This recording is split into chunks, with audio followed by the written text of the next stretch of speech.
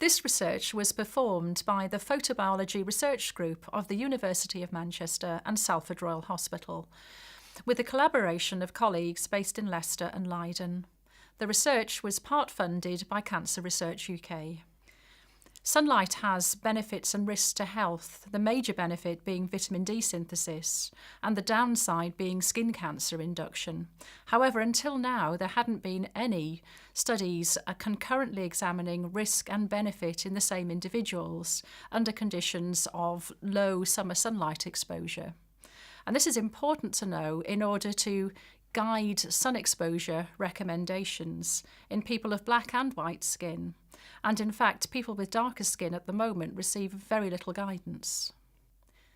The study was performed in 10 white Caucasian adults of skin type 2 and 6 South Asian adults of skin type 5, and they were given identical low simulated sunlight exposures.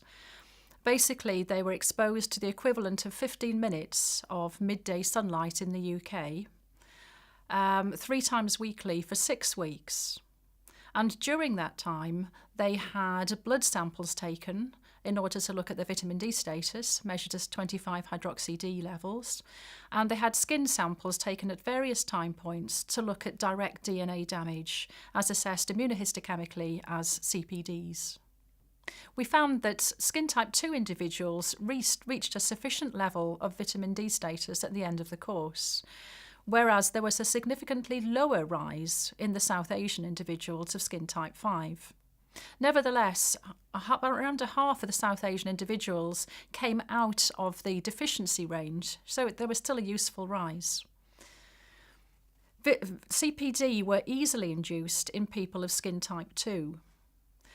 With around 50% repair at 24 hours, whereas there was very minimal CPD induction in the South Asians.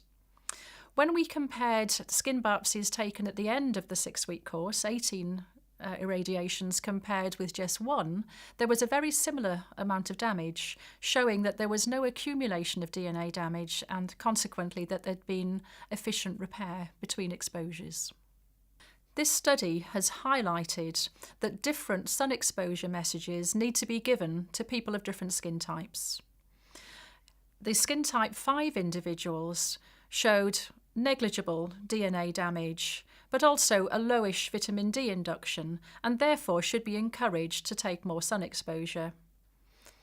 In the skin type 2 individuals, whilst we didn't see any accumulated damage, only 50% of their CPD damage were repaired at 24 hours.